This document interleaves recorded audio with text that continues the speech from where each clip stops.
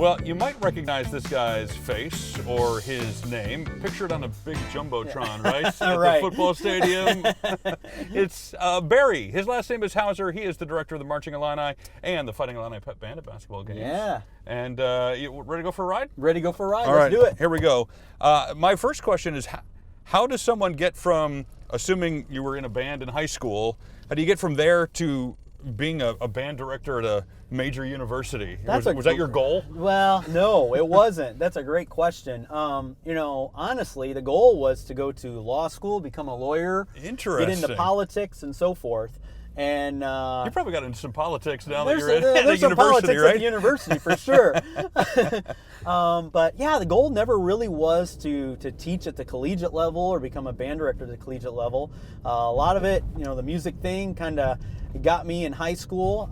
Was pretty involved with sports.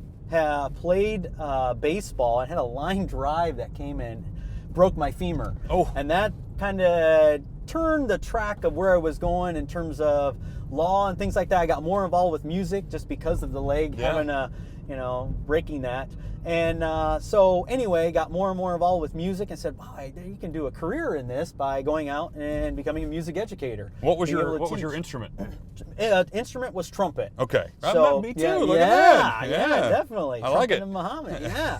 So went to school for that and became a band director and thought I was just going to teach in the public schools, which I loved every bit of it. Taught in Florida and Indiana for about 10 years. And then came to grad school here at Illinois. Had a great experience.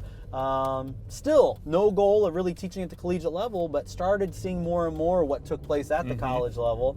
Got a phone call to interview at Eastern Illinois, and that was my first collegiate teaching job. So I taught there for 3 years before Illinois called and said, hey, we've got this position with the Marching Illini open. Now, would you be interested? Speaking of phone calls, I recall a few years ago, I could barely say the words Ohio State, but I will. Yeah. You don't have to go too far into that, but what happened with that, and why did you ultimately decide to stick around here rather than going to the dark side? You had to bring that up, right? Right? No. Just more because it's fascinating. I mean, I just think it's a really interesting sort of thing that nobody really sees the insides of. It was very flattering. It was a great honor. I received a phone call from the dean there at Ohio State, asked if I would take a look at that position. And there were a lot of things going on with the position at the time in terms of some of their culture that was taking place within the band. They got done firing their previous band director, so it was kind of a sensitive issue. But I was very flattered that they called. Sure. And so I said, well, probably can't be too much damage to take a look at it just to see. So I followed through with it and became one of their finalists. And went on to their campus for live interviews.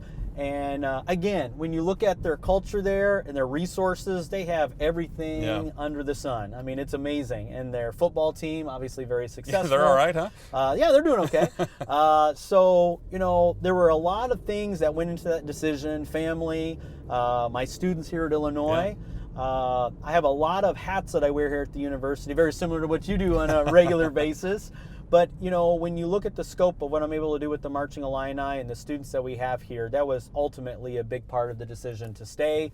Retirement isn't going to be as high as it would be if I'd retire from Ohio State. Probably not. So if anybody ever questions my loyalty to the orange and blue. Right. But yeah. Well, we are glad you stayed. Likewise. For sure. We are too, and people have been so kind about everything we've done here. And so I can't believe it's been 9 years since it started. And so we're going to be looking at year 10 next fall with the start of that season with the Marching Illini, and it's just been a fantastic job with fantastic people here in the community to work with. What is the thing about the Marching Illini and directing a band of that size that people don't think about? They're like, oh, you just stand up on a platform and direct them. How hard could it be? What's the thing that you go, you just don't understand? I think a big part of this, Tim, really goes back to the amount of practice that has to go into this. It's very similar. Sometimes I hate doing this analogy, but it's very similar in a lot of ways to what our athletes do. Like a football team, there's different positions that those athletes need to know and different plays that they need to know to be successful. Well, every student in the Marching Illini has to know every note of music.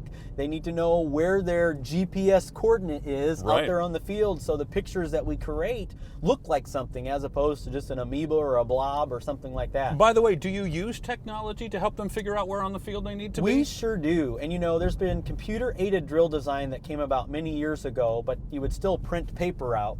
So we have been kind of a pioneer in this activity of really pushing the technology.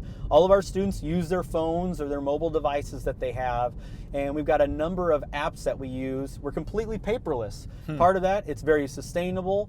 We're much more financially responsible as well in terms of, we were spending about $35,000 worth of printing and paper and we staff used to have do those all of little like call here before you dig flags. Yes. We used to have those. You have to stick them in our right in the grass. Yeah. So, we've helped develop kind of this new culture of utilizing technology, and because of that, we're saving money. Yeah. And it's also much more efficient. So every student's responsible for where they need to be. Yep. And it's pretty cool. It's pretty cool that we continue to develop and, not just settle for what was presented. We're continuing to add on to that to make that more effective and efficient for programs throughout the country, not just here with the Marching Illini. You may not know the answer to this, but it feels like most band directors, at least publicly, don't have a persona or a personality. Not to say they're boring people.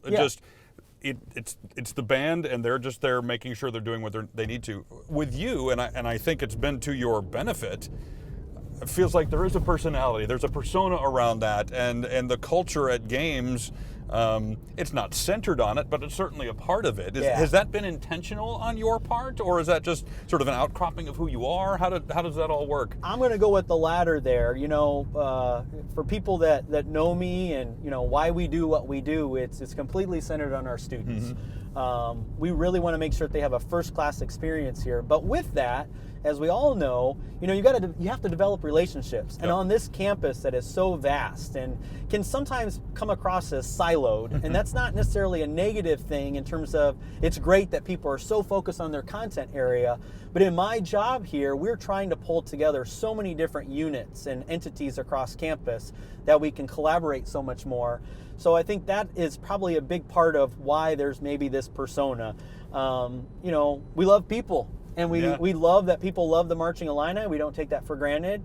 And we're here to entertain. And so a big part of that is to have a personality associated with the Marching Illini that represents our students in a very positive way. So again, I'm honored that people feel that way. It's not something that I look at and say, oh yeah, some movie star or something like that. That's not the intent.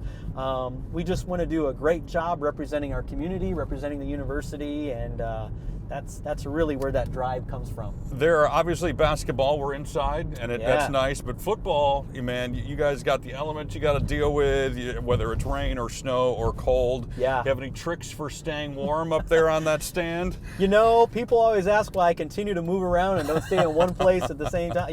That's a big part of it. Yep. Thankfully, our practices are outside, so you kind of get used to it. I think the hardest transition was when I lived down in Florida and then moved back up. Boy, just coming back to the Midwest. Love the Midwest, but boy, it can get so cold. I traditionally like the warm weather, so love that. But we get by and we make do, and a lot of it has to do with what's happening out on the field as well. So there's been so much more excitement to take a look at what's going on with the team, and that has been a big part of it. Do you have a worst weather day story when you think back, it's like everybody was soaked, or it was so cold or hot or whatever that you just it's one that sticks out? Yeah, there's probably two that I'm going to come up with, and the first one was when we traveled to Ohio State. The rain was coming down sideways. I've never seen rain like that before. Yeah. And even if you had rain ponchos or whatever, the band was soaked. And, the first half of the game was great. We started halftime. That's when we were doing our Pirates of the Caribbean show. Okay, yeah. It was a great backdrop because it was kind of foggy, misty, kind of created that whole ambiance. But it didn't stop from there. And people were just drenched. Of course, the game concluded. the rain stopped. Of course it did, But right? I've never been that drenched before, and I know that seems stupid to say something like that, but I mean, there was no part of you that was dry or could be dry from that. Little ironic that it was at Ohio State. Yeah, too, right, huh? right, exactly. And then the other scenario is just when it's, so freezing cold, the wind, and then any type, not even the snow necessarily, but when it's that freezing rain again. Yep. We've had a number of those. Iowa, I think 2 years ago. And we've had a Northwestern situation, I think, in 2015 when we were up in Soldier Field. Yeah. As Oh, well, I was there for that one. Yeah, Yep. it's just bitter cold. And, you're out there for a good 4 hours just for the game, not even counting all the things that are leading up to that Right. with all the pregame performances. To be and all clear, that. I was very much inside at Yeah, that good for Northwestern you, game at good Soldier for Field. you. But Yeah. also, honestly, we're on campus, and I'm not completely sure how to get back to the band building. So thanks for running shotgun. I'm going to try to get you back to your office. You bet. Sounds Appreciate good. it. Great. We'll get there eventually. Yeah.